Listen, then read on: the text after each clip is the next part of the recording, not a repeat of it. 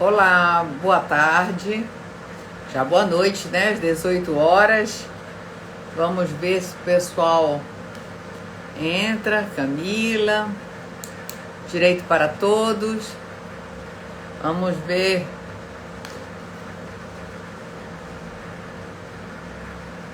Boa noite. Rodrigo. Rodrigo está se dividindo em três: Ives, Daniel, José Faleiros entrou.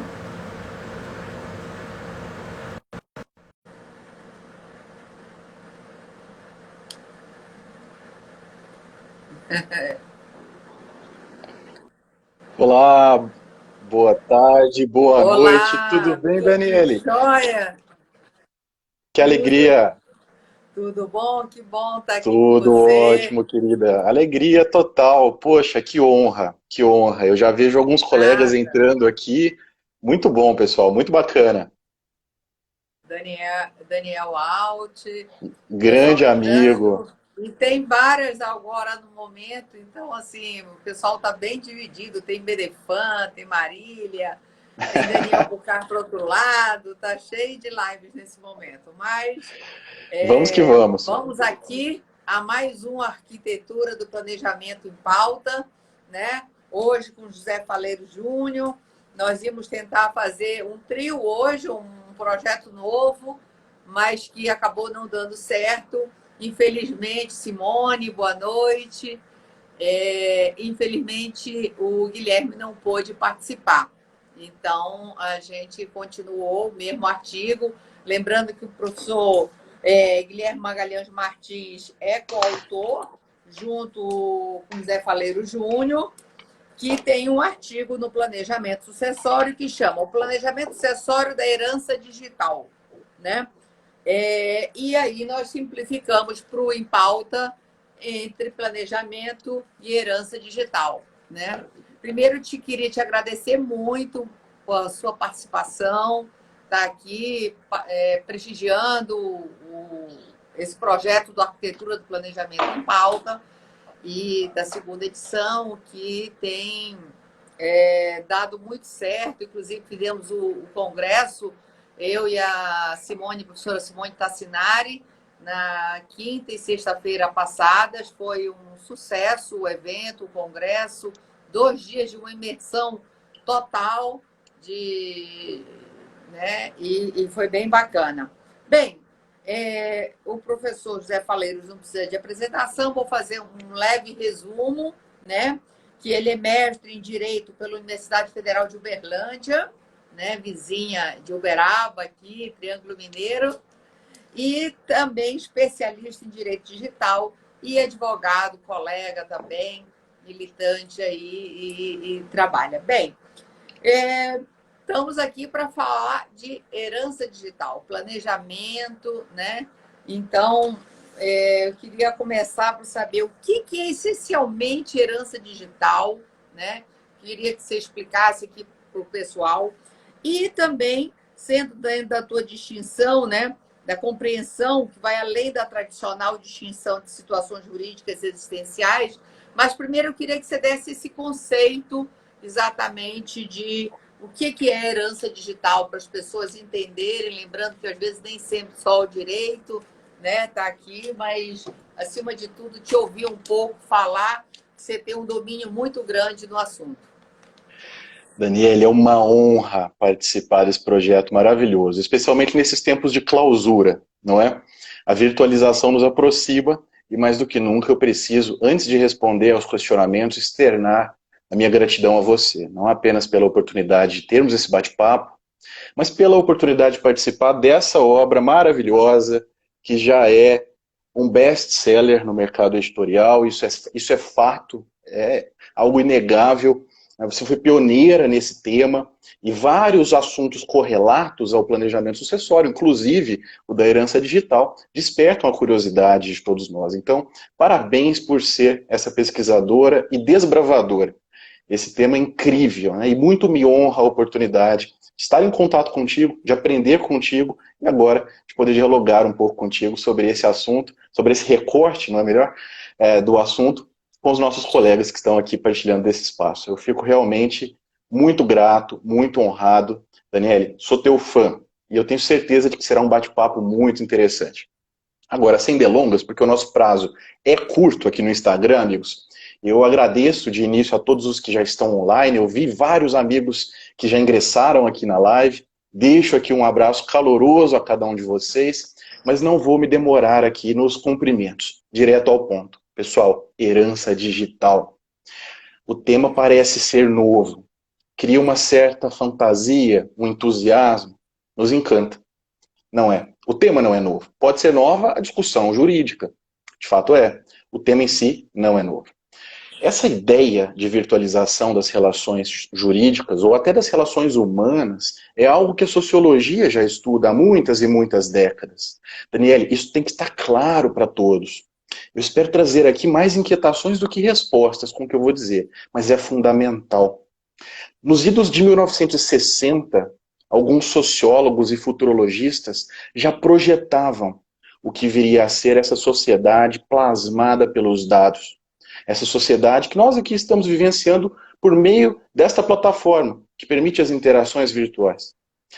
A informação que flui, a informação que conecta, é a mesma informação que transborda a nossa personalidade para um novo espaço, um cyberespaço. A expressão foi cunhada por William Gibson, nos anos 80, fruto da ficção científica, dos romances, da novelização. Foi posteriormente aprofundado em análise de sociologia e até de direito por pensadores. Eu posso citar aqui alguns nomes que certamente vão ecoar nos ouvidos dos nossos colegas, mas pensadores da sociologia e da filosofia, como Ken Hillis, com a sua discussão a respeito da virtualização das relações. A obra é muito sugestiva. Online a lot of the time. Conectado, online, muito do tempo, por boa parte do tempo. Também posso citar aqui o filósofo da tecnologia, Don Aider, um norte-americano notável, que já estudava exatamente o fenômeno da virtualização a partir de um braço da filosofia chamado filosofia da tecnologia. O que eu quero dizer com isso? É que há décadas esse fenômeno já foi antecipadamente visualizado. Nós não estamos vivendo aqui uma revolução, nós estamos vivendo os reflexos de uma revolução prenunciada. E como é que o direito se comporta, Daniel? Esse é o grande mal da nossa ciência. Ela é retardatária, lenta, incipiente e muitas das vezes incapaz de trazer soluções céleres, adequadas, hábeis a problemas que já são facilmente diagnosticáveis, como esse que você muito bem expressou, da diferenciação entre o que são situações jurídicas existenciais e situações jurídicas com cariz ou natureza patrimonial. A disputa a respeito dessa dicotomia conceitual transcende a discussão de herança digital. Aqui nós estamos falando do tema bens digitais. É um assunto mais amplo. É preciso ter isso claro. A ideia, essencialmente, para fins de planejamento sucessório, objeto do nosso recorte desta live, precisa partir exatamente da diferenciação não apenas do que é existencial e do que é patrimonial, mas do que pode ser classificado até como uma situação mista nesse ambiente de dados que eu descrevi. Dúplice, né? Esse é o ponto fundamental. E é isso que eu vejo... E aí é o mais difícil, né? Esse é o ponto, e é isso que eu vejo todo mundo discutindo e todo mundo se degladiando. É patrimonial, é existencial, não é, pode ser ou pode não ser, isso é irrelevante. Porque o fato é que o futuro nos reserva um espaço, um cyberespaço potencializado pelos algoritmos, em que humano, biológico, máquina, tecnológico estarão fundidos na singularidade que descreve Ray Kurzweil. Eu não estou apenas me reportando à inteligência artificial, não é esse o tema. Eu estou me reportando a projeções da personalidade, que transcendem o humano e se tornam dados. Daniel, esse tema é encantador. A primeira vez que esse tema veio à tona aconteceu em 1995, na Austrália, com um pensador chamado Roger Clark, que propôs uma terminologia para essas projeções da personalidade na internet. Avatares da personalidade, se é que assim fica mais claro. Ele descreveu essas personas digitais como exatamente a aglutinação de dados pessoais, dados que compõem a nossa esfera pessoal, muitas das vezes privada, em um ambiente, um ecossistema, o cyberespaço, e que estão dissociados de nós mesmos. Vejam, as nossas memórias, meus amigos, na visão clássica que delas temos, estão dentro de nossas mentes. Porém, com a virtualização, as memórias se transformam em dados, são externalizadas, transcendem o corpo. Essa é a problemática. Aquilo que antes morria com o indivíduo, a memória, a lembrança, agora não morre, agora prevalece e se perpetua. Esse é o problema, são projeções. A memória é um exemplo. O professor Sérgio Branco escreve muito bem sobre isso. Memória e Esquecimento na Excelente. Internet é uma obra maravilhosa. E, de fato, o que ele anuncia na obra é uma realidade. Essa perpetuação da memória, da lembrança, é um fenômeno da internet moderna. Um fenômeno que já era previsível há décadas, mas cujas consequências só vieram à tona agora. E a classificação, Daniele, se é patrimonial, se é existencial, se é mista, vai se tornar irrelevante em um determinado momento, porque vai ser uma simbiose das duas coisas. Nós vivenciaremos aquilo que, a partir dos escritos de Roger Clark, foi posteriormente reestudado, ressignificado como a visão funcionalista de direito constitucional pelo saudoso professor italiano Stefano Rodotà. Rodotà foi quem cunhou a expressão corpo eletrônico, exatamente para descrever esse fenômeno, para descrever esse movimento de transcendência do corpo, de virtualização, de transposição da personalidade de um plano físico para um plano virtual, para o cyberespaço. E essa é a tendência. De nada adiantará no futuro discutirmos se o perfil do Instagram traz rentabilidade. Essa é uma discussão superficial. Isso é o beabá. O que importa, ou importará, pelo andar da discussão no meio jurídico, é saber como o direito reagirá a isso, a essa inviabilidade completa de se diferenciar o patrimonial do existencial. E eu vou além para concluir essa resposta dizendo o seguinte: nós no direito sucessório não podemos nos esquecer de uma regra de ouro que consta do artigo 426 do Código.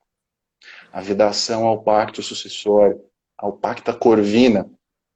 Tudo que envolve o planejamento não pode, Daniele, evidentemente, trazer ao campo de discussão a herança da pessoa viva. E nas redes sociais, havendo essa simbiose entre o existencial e o patrimonial, será dificílimo trabalhar preventivamente o planejamento. Esse é o campo minado que nós estamos a explorar. Um campo minado que é dificultoso, mas que não pode ser solucionado com meras iniciativas classificatórias.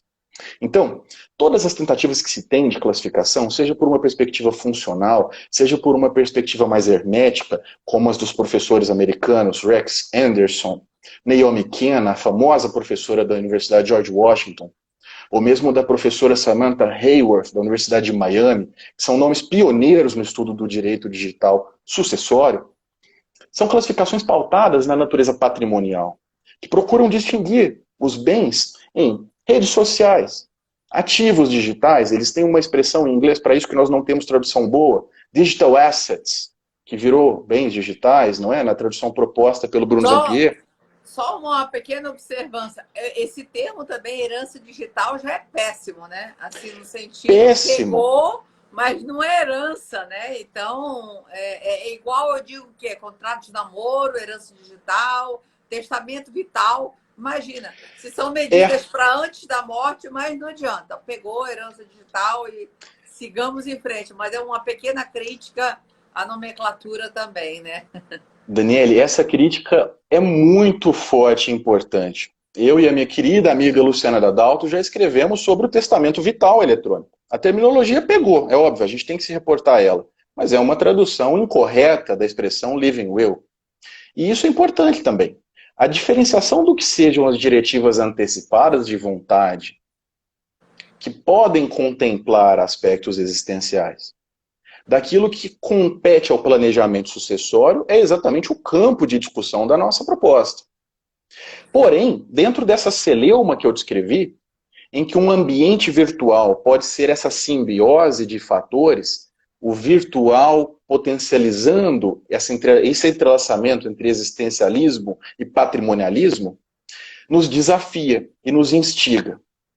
Uma possível resposta para esse dilema classificatório vem da nossa LGPD, a Lei Geral de Proteção de Dados. Se quiserem, amigos, procurem no próprio texto da lei o artigo 17. É um artigo curto, mas que traz algumas evidências importantes. Consta do artigo 17 da LGPD que será titular de dados pessoais a pessoa natural. Ou seja, afastada está do campo de tutela da lei a pessoa jurídica. E termina-se dizendo que a inspiração para esse fundamento, ou seja, a titularidade, advém de 3 direitos fundamentais: liberdade, intimidade e privacidade. Esse combo de direitos fundamentais materializa um outro direito fundamental. O direito fundamental à proteção dos dados pessoais. Essa proteção, aurida ao patamar constitucional, é que justifica o termo titularidade. E aqui, Daniela, eu me permito justificar a minha colocação sobre a LGPD. Titularidade é mais do que a mera propriedade. Aqui nós não estamos a falar apenas de aspectos patrimoniais. A titularidade engloba uma dimensão adicional, uma dimensão de controle, autodeterminação informativa, que é um dos fundamentos da LGPD, constante do artigo 2º, inciso 2. Essa dimensão de controle impõe, nessa virtualização que eu descrevi, o corpo eletrônico a que se referia o professor Stefano Rodotà, essa transformação da personalidade no meio virtual, tudo isso passa a ostentar uma característica de controle que deve dar ao usuário condições de determinar os seus próprios rumos, de ditar as suas próprias vontades, de exercer a autonomia privada. Como? Aí é que está a pergunta de $1 milhão. Estamos hoje reféns, Daniel, reféns de empresas privadas. E esse é um dos dilemas da discussão sobre herança digital. Um outro, não é? Nós não podemos cair na armadilha de imaginar que o direito precisa se render aos termos de uso dessas plataformas, aderir ao que elas preveem, se reconfigurar para atender o que essas plataformas determinam. Se hoje o Facebook permite a criação do memorial para um perfil da pessoa falecida, claramente uma situação existencial, ou mesmo o Gmail, o sistema de e-mails da Google, permite a definição de pessoas que receberão avisos da própria plataforma em caso de inatividade por um período que pode ser pré-estabelecido de 3, 6, 9 ou 12 meses, para que essas pessoas decidam o que fazer com essas mensagens de e-mail no futuro, em caso de muita delonga em acesso à caixa de e-mails. O que eu tenho aqui é uma subversão do sistema. Eu tenho termos de uso, documentos privados impondo regras, determinando como se deve agir. Para o civil law, isso é uma aberração. E é claro que o desafio é esse. Como conciliar essas tutelas específicas que as plataformas oferecem com o que o ordenamento define ou exige. E esse indício que a LGPD nos dá é um indício claro de que a autonomia privada foi respeitada. Porém, os mecanismos para que ela seja exercida eficazmente dependerão muito mais do aporte de mecanismos fiscalizatórios e da implementação das políticas de integridade adequadas. Estou falando de compliance digital, um outro tema fascinante e necessário nesse momento. Um tema que instiga muito mais questionamentos do que respostas, mas que traz um caminho de luz nesse ambiente escuro, de total trevas que nós temos com a herança digital. Eu classificaria o problema nessa ordem, como algo de extrema importância, um debate necessário, mas que não é um debate simples, embora também não seja um debate novo. Não, com certeza. Agora, como se dá essa operacionalização da gestão patrimonial na internet, né? Quer dizer, quais são as ferramentas que podem oferecer para se ter este controle? Daniele, pergunta maravilhosa, fantástica, porque essa é justamente a celeuma que o direito digital procura investigar. Existem meios, né? Luciana Dadalto e eu na discussão específica do testamento vital eletrônico, analisamos algumas dessas possibilidades. O texto é de 2019, é uma publicação da Civilística. Mas é claro que ela já se tornou obsoleta, porque tivemos agora no mês de maio, e eu não me esqueço disso, porque foi justamente no dia do meu aniversário, dia 26 de maio, a definição do sistema e-notariado pela Corregedoria Geral de Justiça. Um sistema que agora vai exigir dos cartórios a utilização de meios eletrônicos para a lavratura de atos notariais. É claro que o testamento pode ser um deles. E esse sistema optou pela utilização de videoconferências para esse fim. Ou seja, o exercício da vontade sendo manifestado em vídeo entre o interessado, no caso de forma unilateral, se tratando do testamento, e o tabelião, que vai, por sua vez, externar por fé pública aquela vontade manifestada pelo interessado. A fé pública de que ele goza se transforma em uma espécie de sobressalto valorativo para a vontade. É curioso, Daniele, porque, veja, esse é um problema de Estado. Você e eu, que somos advogados, temos esses pequenos dispositivos em nossas mãos, os tokens, os certificados digitais. Isso aqui nos permite, sem a utilização da tradicional firma, caneta no papel, expressarmos a vontade, manifestarmos documentalmente a vontade. Quantos cidadãos brasileiros dispõem dessas tecnologias em suas mãos? Esse é um problema de Estado que tem que ser resolvido por políticas públicas de acesso a essas tecnologias. Se todo cidadão tivesse um certificado digital em mãos, a utilização de certas técnicas para manifestação da vontade, ainda que seja uma vontade última, né? Por exemplo, uma DAV, ou mesmo que seja no campo do planejamento sucessório, a entabulação de um pacto, é claro, ela poderia ser otimizada pela utilização desses certificados. Mas eles não existem com amplo acesso e ampla disponibilização para a população. Esse é um problema. A segunda forma que se poderia cogitar para a implementação de técnicas de gestão patrimonial na internet é a famigerada, por todos conhecida, ou pelo menos lembrada, tecnologia blockchain. Essa é uma palavra conhecida nesse meio atual, nesse momento, não é? Todo mundo já ouviu falar em blockchain, todo mundo já ouviu falar em criptomoedas, por exemplo, que são classificadas como um bem digital, não é? Essa é uma discussão complexa pelo próprio termo, né? Será que são moeda ou são ativos? Essa é uma outra polêmica, para um outro momento. Mas veja, a rede blockchain oferece potencialidades para a gestão segura dos ativos. Ou, se não dos ativos, pelo menos das vontades em relação à destinação desses ativos, sejam eles patrimoniais ou existenciais.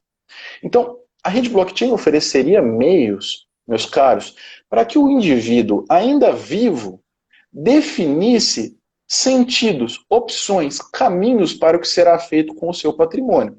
Eu ressalto, Pacta Corvina está vedado pelo ordenamento, o 426 do Código Civil. Entretanto, dentro da margem de possibilidade do exercício da autonomia privada no planejamento sucessório, tudo aquilo que ele desejasse poderia ser externado em uma rede que ciclicamente se verifica, é rígida e, portanto, segura, com quase 100% de garantia de segurança, o que para a internet é uma coisa completamente segura. E para o fim da vida, para o post-mortem, seria possível a ele, dinamicamente, permitir que essa rede automaticamente acionasse aquelas pessoas previamente definidas. Um entrelaçamento dessa rede com o sistema dos cartórios poderia, inclusive, através de contratos inteligentes, ou smart contracts, oferecer soluções automatizadas. Ou seja, uma rede que importaria de bancos de dados o acervo de certidões de óbito, e ao saber que determinada pessoa faleceu, automaticamente a rede processaria todos os comandos necessários para informar a quem de direito, inclusive, se for o caso ao judiciário, as consequências dessa morte. As potencialidades são inúmeras, vastas, e esse é um desafio a ser pesquisado. Pouca gente se debruçou sobre isso, mas a tecnologia existe, está à disposição, ainda que carente de testagem e até mesmo de investigações mais aprofundadas no campo jurídico. Para quem desejar, eu me permito aqui, Daniele, sugerir a leitura da obra da professora Lívia Teixeira Leal. A obra da professora Lívia, excelente, chamada Internet e Morte do Usuário, publicada pela editora GZ, do Rio de Janeiro, é uma excelente obra para que vocês possam ter contato, talvez não tanto com essa complexidade tecnológica do blockchain, ou das criptografias assimétricas, dos tokens e tal, mas com essa visão que se deve ter em relação à gestão do patrimônio no post-mortem. Essa é a ideia. Não é? Então, direito e tecnologia estão entrelaçados em um ambiente complexo que demanda revisitações, releituras, um certo repensar, né? Que não é uma revolução, como eu disse no começo, mas é sem dúvida alguma uma forma de trazer para o direito uma visão muito diferente da tradicional.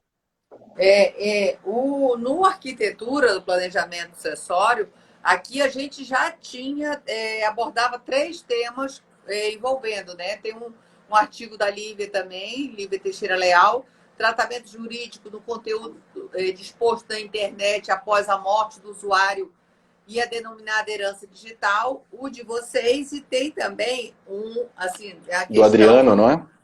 não, do Gabriel, do E do Adriano Gabriel. Godinho, né? E do Isso. Gabriel Honorato. Planejamento acessório, testamento digital, a proteção dinâmica do patrimônio virtual. Mas é para você ver, na segunda edição, 3 assuntos mostrando a relevância do tema, né? Agora, no Congresso, nós tivemos uma palestra da professora Ana Carolina Brochado Teixeira, e vem agora no tomo 2 um artigo da Ana Frazão e também de certa forma, do Sérgio Negri, todos dois com coautorias, trazendo algumas problemáticas também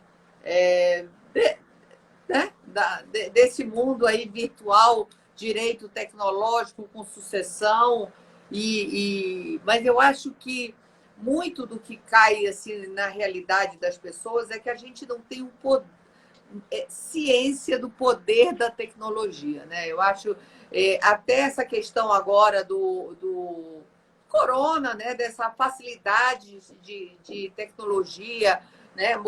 Mostrando que o mundo é uma pequena aldeia conectada, né? Porque você vê pela própria transmissão do corona, mas as distâncias, né? Fluíram, sumiram. E quando já se falava, Bauman falava do estado líquido, né? Se fala agora na pós-modernidade de estado gasoso, né? Porque não teria exatamente o fluido, o líquido, de alguma forma, teria ainda uma retenção, né? E o gasoso, eu acho que realmente é o que representa o nosso espaço. E a tecnologia não tem como voltar atrás, por mais, vamos supor que se voltasse a uma rotina, o acesso, se algumas pessoas tinham alguma rejeição a algumas plataformas, a dar aula, queira ou não queira, isso veio para ficar, né? E cada vez mais isso está fazendo uma transformação na nossa nova dinâmica, né? Você vendo que você não precisa estar fisicamente ali para estar exercendo uma profissão.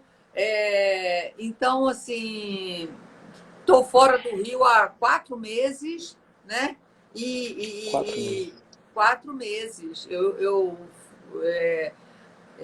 fui por outras questões e a pandemia me pegou e nunca imaginei que pudesse ficar 4 meses. Então, assim, aí quando você vê que pode estudar, que pode trabalhar a outras distâncias, e eu dando aula para o Brasil inteiro, fazendo congresso virtual. Agora, até então, isso está impactando a todos nós da sociedade, só que sem ter, talvez, a consciência até da letalidade, do lado, né, de manipulação, de controle.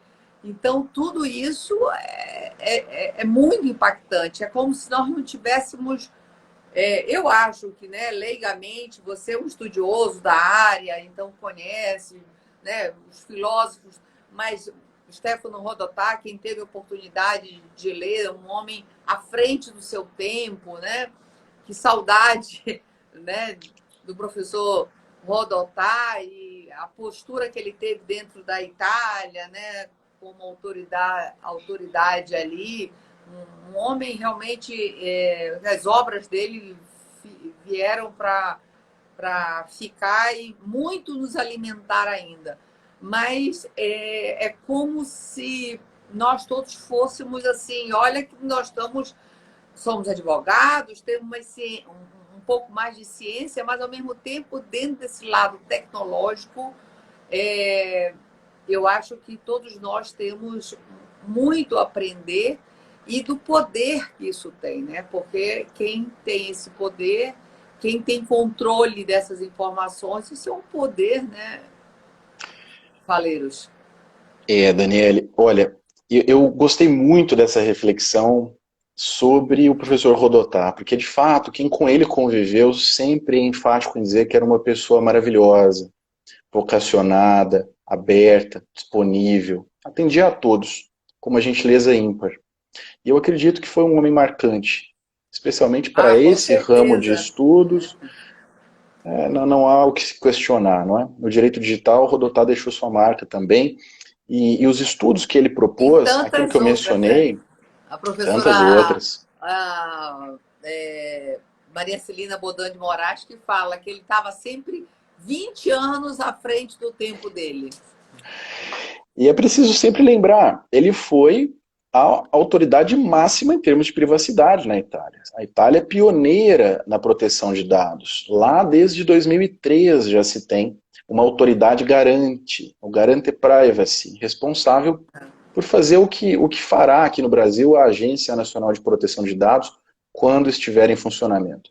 E o professor Rodotà, à frente da autoridade, sempre foi uma voz muito eloquente em temas relacionados à proteção de dados e, naturalmente, ao direito digital como um todo.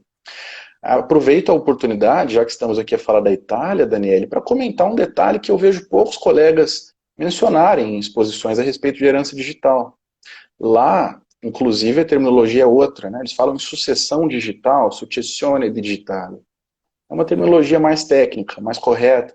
O professor Giuseppe Marino é o principal estudioso desse tema por lá, e eu preciso reafirmar um fato importante aqui, né? Nós tivemos aqui na língua portuguesa uma publicação recente da querida amiga professora Karina Fritz com a professora Laura Schertel a respeito de um case do Tribunal Alemão em que se decidiu a respeito de uma transmissão de bem digital. Dá um É por resuminho assim herança, para né? quem não conhece o caso, é super Foi o interessante. seguinte, pessoal, em 2019 esse caso veio à tona, não é? O Bundesgerichtshof alemão definiu, em um caso pioneiríssimo, que em razão da autonomia privada, dever da pessoa, ainda em vida, dizer ou determinar, a partir da sua autodeterminação, se o bem, seja uma conta de rede social, ou seja o que for, no ambiente digital, deverá ser excluído com a sua morte ou transmitido a quem de direito, aos herdeiros. E no seu silêncio, deverá ser aplicada a legislação, transmitindo-se aquele bem digital, em razão do silêncio, aos herdeiros. Como era o caso, como havia exatamente essa omissão, esse silêncio, transmitiu-se o acesso de uma conta em rede social aos familiares de uma pessoa falecida. Isso gerou um grande burburinho no meio jurídico, porque entrou-se exatamente nesse campo de discussão do atingimento à privacidade da pessoa falecida no seu pós-mortem. Ou seja, os familiares tendo acesso àquele universo privado da rede social da pessoa.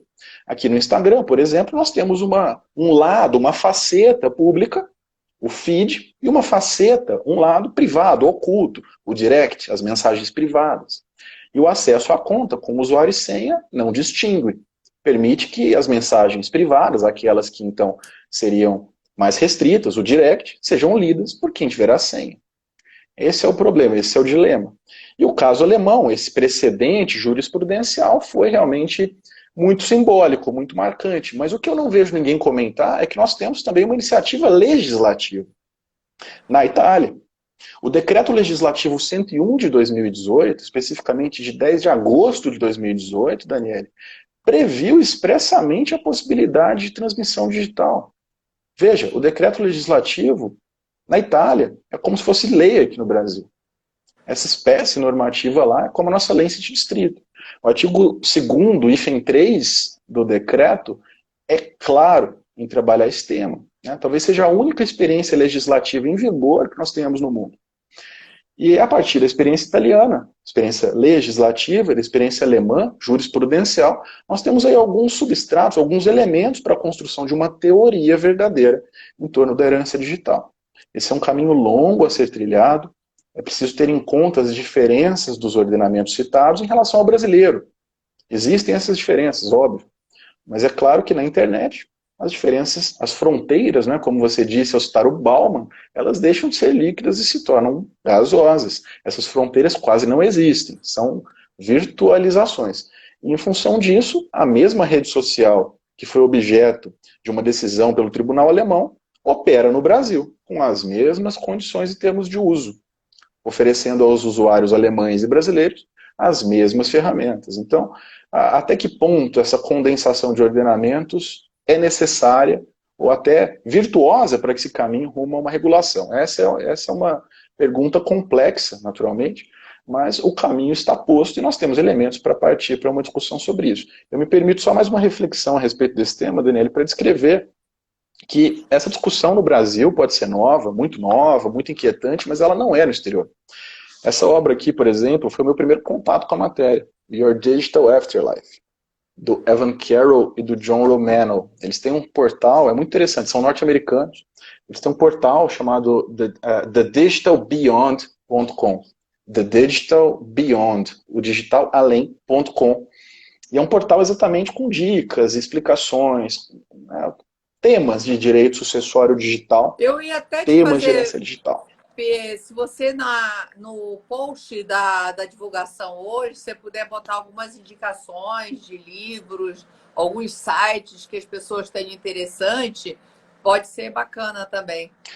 Sem dúvidas. E eu vou me permitir, Daniele, retomar um pouquinho dos comentários aqui, porque eu vi que alguns colegas se manifestaram e eu fiquei tão empolgado aqui com o tema que eu não respondi a eles. Mas eu vi, por exemplo, aqui uma pergunta muito interessante do meu querido amigo Rafael Bizelli, que pergunta o seguinte, né, se o futuro dos testamentos estaria no blockchain. Eu acho que não só dos testamentos, mas do próprio ser humano está no... Não talvez na própria tecnologia blockchain, mas no que ela representa. Vejam, amigos, eu vou tentar descrever isso de uma forma muito simples, mas vocês vão entender a essência do que eu quero dizer. Até eu ia fazer a última consideração assim contigo, era o planejamento sucessório pode se dar ainda em vida a partir dessas ferramentas? E quais seus impactos? Excelente. A pergunta está bem alinhada com essa reflexão que eu gostaria de fazer, Daniele, mas vamos lá, acompanhem comigo, meus caros. Nós estamos vivenciando hoje um descompasso anunciado entre inovação e regulação. O Estado é retardatário, ele não é capaz de atender, por meio de leis, às lacunas deixadas pela inovação tecnológica. Se uma nova tecnologia surge hoje, levará anos até que uma lei estrita dela trate. Isso é fato. Esse período de lacuna, esse período sem lei, esse gap, como dizem os norte-americanos, seria um vazio jurídico ou não? Esse é o dilema que nós enfrentaremos cada vez mais ou com mais frequência. E é claro que não. É por isso que nós temos exatamente ferramentas disponíveis no ordenamento, como o diálogo de fontes, como o tratamento funcional das relações privadas, como o estabelecimento de princípios e outras ferramentas, outros instrumentos que permitem a colmatação. Entretanto, as tecnologias são tão disruptivas que passarão a despertar uma necessidade não apenas de regulação, normatização, mas até de compreensão do que elas representam e oferecem, de riscos, mas também de potencialidades. Há 10 anos, meus amigos, não existia Instagram. Era o começo. Praticamente ninguém tinha. Não. Há 20 anos, então, nós estávamos nos deleitando com a internet de escada. Faleiros, como é que a gente vivia sem internet antes? Como é que a gente fazia pesquisa Não sei. jurisprudencial, sabe? Daniele, a psicologia já tem até um termo para esse fenômeno. Nomofobia. O medo, a fobia de ficar sem o celular, de ficar longe das redes sociais, de ficar longe da internet. E esse é um fenômeno, um sintoma dessa pós-modernidade que o Bauman chama de líquida. E vai ser cada vez mais acelerado. Cada vez mais essa dependência tecnológica vai nos tornar reféns das próprias ferramentas. E isso traz problemas que vão além do direito. Mais do que o lado psicológico da nomofobia, nós seremos instados a compreender como essas ferramentas mudam a nossa própria essência enquanto seres humanos. Esse é o desafio maior E é por isso que um debate como esse da herança digital não fica restrito a essa coisa comezinha de dizer se é existencial ou patrimonial. Isso é o beabá. Eu volto a dizer, a reflexão é muito mais filosófica do que jurídica. Mas os impactos dessa reflexão são engrandecedores. E agora, ao invés de dizer do passado e da falta do Instagram há 10 anos, eu vou falar um pouco do futuro. Pessoal, nós estamos na última fronteira da transição para aquilo que a doutrina chama, há 60 anos, de Web 4.0 ou Internet das Coisas. Se lá nos anos 50, quando o microprocessador foi descoberto, inventado pela Intel, o ACO, à época, Gordon Moore, previu que a cada 2 anos o poder dos microprocessadores dobraria, e é isso que nós vemos, não é? A cada 2 anos, no máximo, nós estamos trocando os nossos celulares, trocando os nossos computadores por outros mais potentes, mais capazes, com maior armazenamento. Esse é um sintoma dessa prática no direito do consumidor, não é? A obsolescência programada, mas isso é calculado. E tão calculado que nós estamos numa fronteira em que será agora um super salto a partir de 2 grandes mudanças. A primeira delas é a implementação da tecnologia 5G. Todos aqui já ouviram falar. A segunda delas é a tal da internet das coisas, a descentralização. E isso tem impacto para o nosso tema, Daniel, pelo seguinte: hoje nós não somos mais consumidores de produtos eletrônicos, meus amigos. Ninguém aqui compra disco, ninguém aqui compra filme em DVD. Ninguém aqui daqui a pouco vai comprar jogo de videogame, Daniel.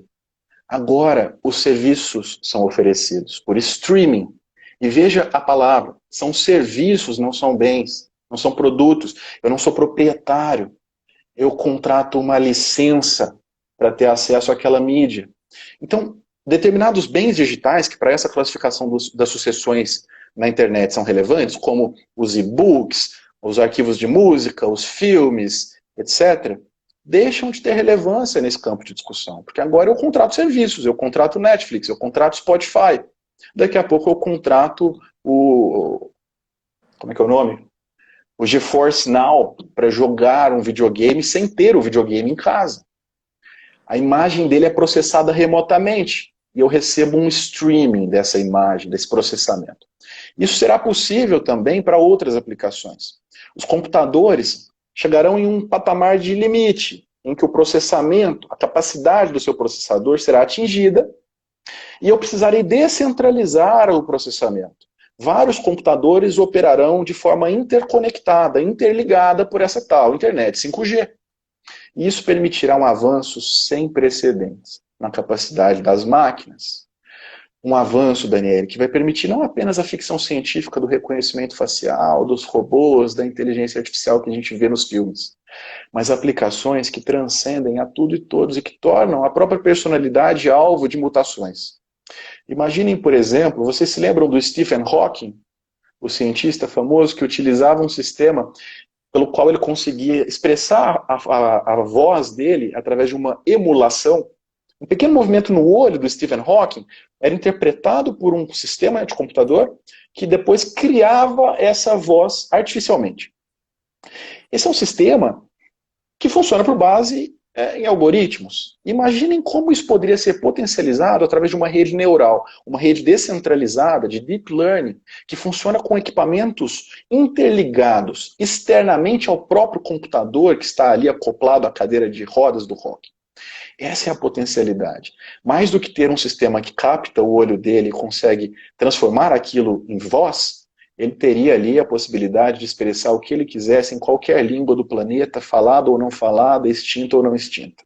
Essas redes neurais permitiriam a tradução em tempo real, permitiriam a criação não apenas da voz, mas até mesmo das impostações vocais. Veja só, essa voz robotizada que nós temos hoje do Google, da Siri, da Cortana e de outros assistentes virtuais, essas vozes robotizadas, deixaram de existir.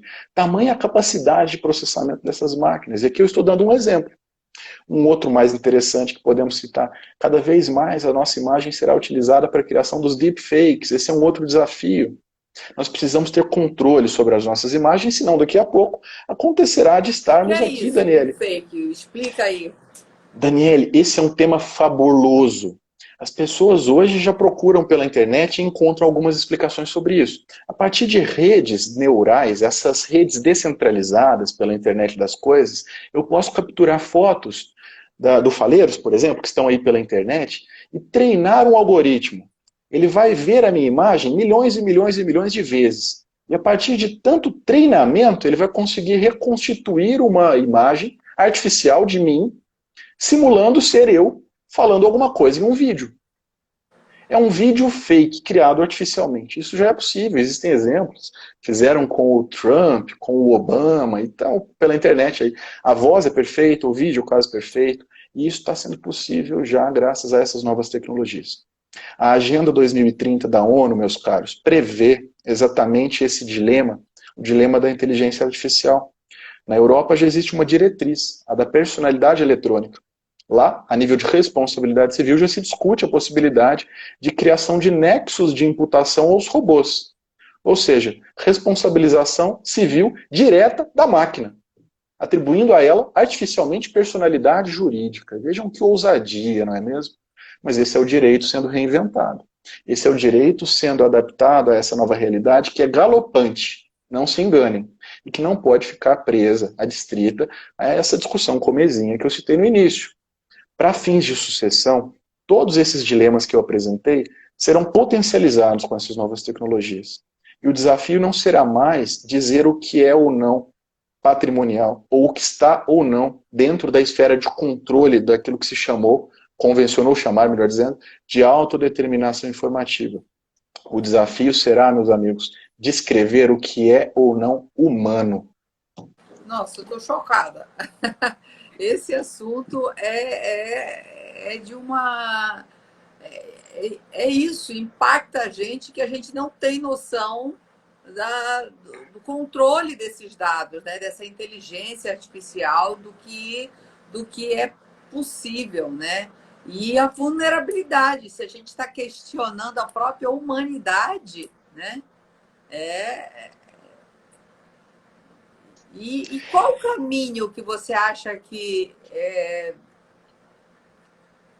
dentro dessa... Porque o que acontece é uma desinformação total das pessoas, até no excesso de exposição, né? Sim, as pessoas não têm consciência. Eu lembro do Carlos Afonso, né? Ele foi um dos meus primeiros... Ele foi meu professor, estava na graduação da faculdade. E depois criei sempre um vínculo muito grande com ele, o CAF, e ele dizia: Daniela, está na internet, eternizou, não tem como sair depois. Então, isso é muito... Eu acho que as pessoas não têm noção desse impacto que nós vamos ter, né? Que você está aí vislumbrando quem está de ponta, já, como você fala, a pauta de 30 da ONU já com essa temática, né? Isso é verdade. E, Daniele, foi legal você citar o Carlos Afonso, porque é um dos grandes nomes do direito digital no Brasil. A escola da UERJ, eu acho que é simbolizada também pela figura dele nesse aspecto, né, porque é um dos grandes pesquisadores que nós temos, né, e junto com todo o pessoal que o acompanha, especialmente no ITS, nós temos ali um grande repositório de pesquisadores desse assunto. O Brasil tem vozes muito fortes no direito digital. Eu acho que o que falta, talvez, seja exatamente esse entrelaçamento disciplinar. A tecnologia já irradiou seus efeitos sobre todo o direito. E, claro, nas sucessões, esses impactos são sentidos desde logo, né? Nós falamos aqui de alguns exemplos, como decisão da Corte Alemã, nós temos também alguns precedentes brasileiros que discutem essas mesmas questões, eu não vou ficar me atendo a isso, mas é fato que já repercute. Então, talvez as soluções partam muito mais de um desafio de ressignificação do pensamento jurídico do que propriamente de uma grande revolução jurídica, de novas leis ou de grande trabalho do nosso legislativo. Eu penso assim, acredito que a tecnologia imporá esse desafio cada vez mais, de nós não ficarmos adstritos, presos ao labor do legislativo, a base tradicional do civil law, né? Não estou aqui proclamando o ocaso do civil law, de forma alguma, mas acredito que outros espaços deverão ser preenchidos, por exemplo, pela autorregulação. E aí entra em cena o tal do compliance, não é mesmo? Essas ferramentas, claro, o compliance não vai valer, talvez, nesse ambiente digital, para o indivíduo, para o cidadão comum, mas vai valer para essas empresas, para Facebook, para Google, que oferecem ao cidadão as ferramentas para determinar o futuro do seu patrimônio digital. E é evidente que essas regras ou esses parâmetros de compliance a que eu estou me referindo serão diretrizes muito mais baseadas na ética do que propriamente nas leis, com aplicabilidade, inclusive, em parâmetros, a partir de parâmetros de soft law, né, de um direito mais flexível, tão, ou tão desregulado quanto o próprio ambiente da internet em determinados casos. Aberto, flexível. Né? Então, o desafio que se põe, a meu ver, para a pesquisa em torno da tecnologia é um desafio de repensar o papel do direito à luz dessas mudanças. Se é um caminho sem volta, nós precisamos estar preparados para não batermos cabeça o tempo todo nos mesmos problemas. E para o direito sucessório em específico, eu vejo que esse é o grande ponto. Né? Ainda temos essas grandes empresas que eu posso contar aqui nos dedos de uma das mãos, 5 talvez, que monopolizam a internet. Praticamente tudo o que nós fazemos pertence a essas 5 grandes empresas. E esses monopólios digitais, esse poder que essas empresas passam a exercer pela detenção das plataformas que nós utilizamos, dá a elas um poder supraestatal, supranacional até. Esse é um desafio que, a quem quiser, eu faço aqui a recomendação de leitura, sempre indico, da obra do professor Tim Wu, Os Impérios da Comunicação. Essa obra está traduzida para o português, publicada pela editora Zahar. É uma leitura fascinante porque ele descreve exatamente isso. Nós estamos nos tornando reféns desses impérios, dessas 5 grandes corporações que monopolizam tudo na internet. Daqui a pouco, o poder será exercido não mais pelas leis ou pelo ius imperi estatal, mas pela arquitetura. Né? É aquele dilema que o pessoal do direito digital, eu sei que tem alguns amigos aqui assistindo, é aquele dilema que o famoso professor norte-americano Lawrence Lessig, um dos pais do direito digital, descrevia quando propunha o seu code, né, um regulamento, um código para a internet. E descrevia os 4 poderes, um deles o da arquitetura, o exercido pelo controle das redes, pelo controle da técnica. Né? Esse é um dilema quase filosófico, né, Daniele? Nos leva a pensar até nos desafios de uma possível tecnocracia, né? Uma dependência dos técnicos, né? Os leigos dependentes cada vez mais dos técnicos. Isso é perigoso demais, é claro que não podemos cair nessa armadilha, mas é um dilema que deve ser enfrentado. Eu creio que para o direito civil o desafio é esse, se digitalizar. Com certeza. Mas na prática, por exemplo, assim, no dia a dia, o que as pessoas ainda têm uma noção, eu acho que assim, a sua palestra foi de uma profundidade e de um, vamos dizer assim, de uma consciência da periculosidade, né, da manipulação, de tudo isso, muito mais do que só essa questão de situações patrimoniais existenciais. Mas de que forma, na prática, o que você acha que teríamos que fazer nós, direito, lógico, a tecnologia está lá, mas exatamente o direito civil, você fala digitalizar como, né? Como é que nós podemos, só com conhecimento, porque eu acho assim, é muito grave tudo isso que você falou, assim, né? Eu acho que é alarmante para nós termos esse conhecimento. Então, o que podemos fazer? Qual a melhor diretriz que você acha dentro dessa realidade que nós temos, com essa limitação, inclusive de conhecimento? Daniele, Porque essa é é o uma que você fala, pergunta... senão vai ficar refém sempre de quem tem um conhecimento técnico, né? A tecnocracia, né, que foi um dilema tão grave no triste período da Alemanha nazista, pode voltar à tona com uma outra roupagem. uma roupagem muito mais sofisticada, muito mais tecnológica. Mas fato é que o desafio é um desafio de educação digital. Eu não estou me referindo aqui à Isso. utilização da tecnologia para a educação, o EAD, Não, o não, é Adaptive outra Learning, coisa. não. É. É outra coisa. A educação digital enquanto política pública, enquanto dever do Estado.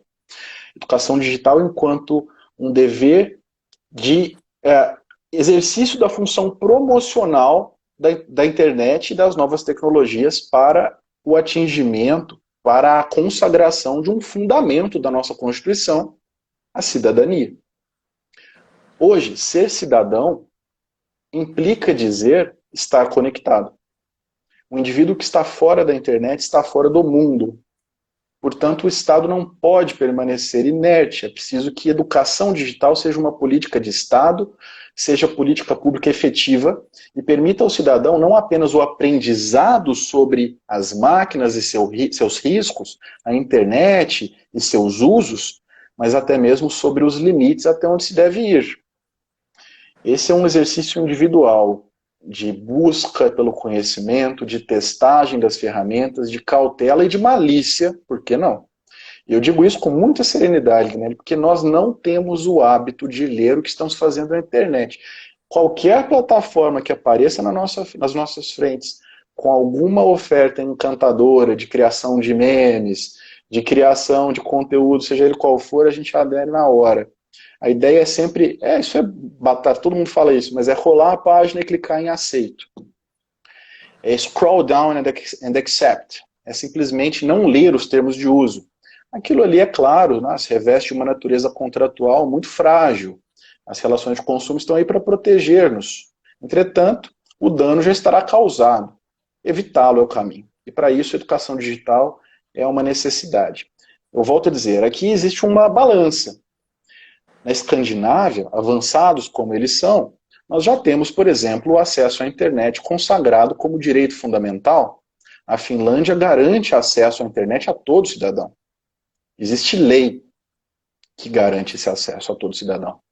Por outro lado, o simples acesso no Brasil não representaria muita coisa. De que adianta cidadãos leigos, agora pertencentes a um ecossistema digital, sem esse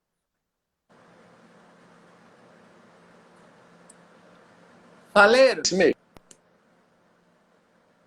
Oi, deu uma, Daniele. tra...